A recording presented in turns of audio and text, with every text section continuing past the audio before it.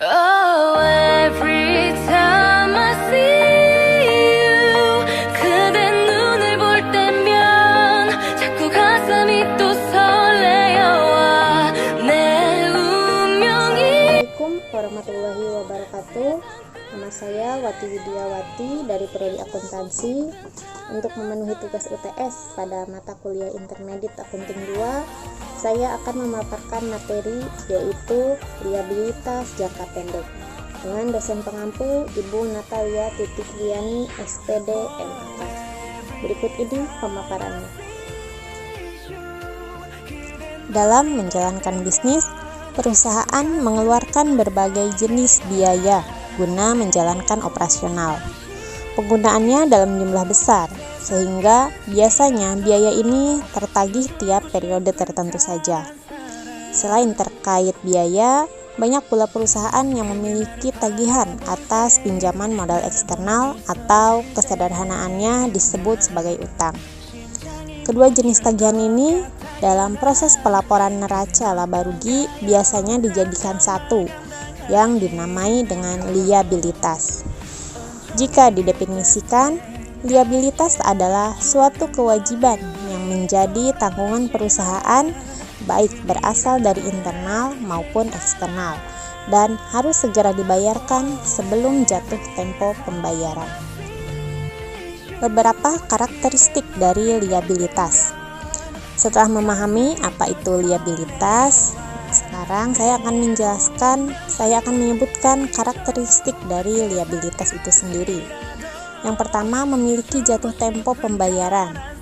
Yang kedua, sebagai kejadian atau transaksi yang telah terjadi sehingga mewajibkan entitas harus saling diselesaikan dengan melunasinya.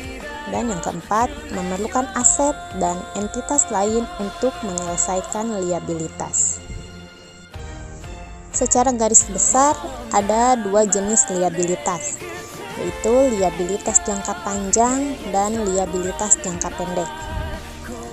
Liabilitas jangka panjang merupakan kewajiban yang harus dibayarkan perusahaan dengan tempo lama, yaitu dalam satu siklus laporan keuangan perusahaan.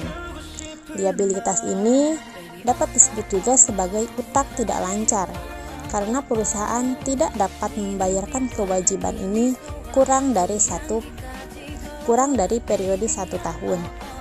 Contoh dari liabilitas jangka panjang misalnya utang bank, utang hipotek, utang obligasi, kredit noveltasi, utang subderusi, utang pemegang saham, dan utang sewa.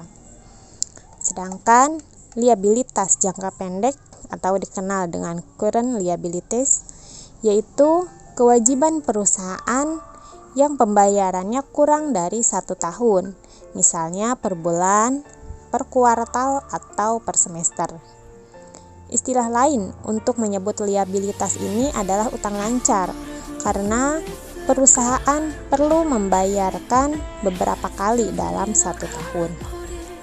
Contoh liabilitas jangka pendek yaitu kredit rekening koran, tagihan listrik, tagihan air, cicilan mesin, dan pajak penghasilan atau PPh.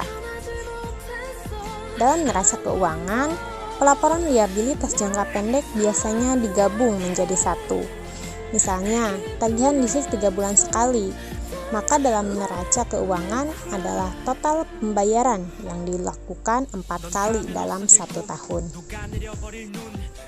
Salah satu fungsi liabilitas adalah untuk membantu menganalisis laporan keuangan dan menyimpulkan kondisi perusahaan di akhir tahun pelaporan. Apabila liabilitas lebih besar dari ekuitas, maka artinya sebagian besar aset perusahaan terbiayai dengan hak milik eksternal. Kondisi seperti ini tentunya tidak sehat untuk perusahaan. Oleh karena itu, guna mengantisipasi rasio liabilitas aset tidak seimbang, analisis liabilitas adalah sesuatu yang perlu dilakukan. Berikut ini komponennya. Yang pertama yaitu rasio utang terhadap ekuitas. Komponen liabilitas pertama yang perlu dianalisis adalah rasio utang terhadap ekuitas atau pendapatan atau pertambahan nilai perusahaan. Sebelum memulai, tanyakan pada diri sendiri tentang hal berikut ini. Apakah ekuitas yang perusahaan dapat cukup untuk membayar semua utang? Apabila jumlah utang mencapai 50% atau lebih, maka keuangan perusahaan dalam kondisi yang tidak sehat. Sehingga tahun berikutnya perusahaan perlu berusaha mengurangi liabilitas atau meningkatkan ekuitas. Yang kedua yaitu rasio terhadap aset. Analisis liabilitas yang selanjutnya yang perlu dilakukan adalah rasio utang terhadap aset.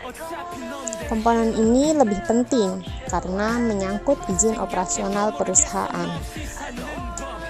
Apabila setelah analisis ditemukan jumlah utang mencapai 50% atau lebih, maka aset perusahaan terancam terkena hipotek apabila gagal membayar liabilitas. Jumlah ideal untuk rasio utang adalah 40% atau kurang. Semakin rendah rasio utang terhadap aset, maka operasional perusahaan juga akan semakin aman. Berikut ini contoh dari liabilitas jangka pendek. Wesel berbayar jangka pendek.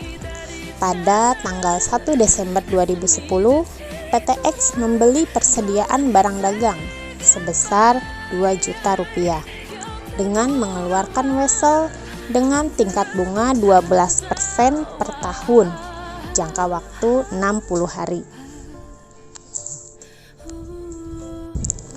Penyelesaiannya yaitu tanggal 1 bulan Desember pembelian barang dagang Rp2 juta, wesel bayar jangka pendek Rp2 juta, pembelian barang dengan mengeluarkan sebuah wesel tanggal 31 bulan 12, beban bunganya Rp20.000, utang bunganya Rp20.000, penyesuaian bunga atau utang bunga dilaporkan sebagai utang jangka pendek. Perhitungan bunganya 2 juta dikali 12%, yaitu 30 dari 360, sama dengan 20.000 dari tanggal 1 Desember sampai dengan 31 Desember, yaitu 30 hari. Jurnal baliknya 1 Januari, utang bunga 20.000, beban bunga 20.000. Dan pembayaran wesel tanggal 30 Januari, wesel bayar 2 juta, beban bunganya 40.000, maka kasnya 2 juta 40.000.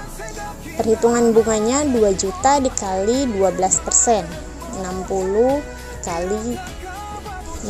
per 360, yaitu 40.000. Sekian penjelasan dari saya. Assalamualaikum warahmatullahi wabarakatuh.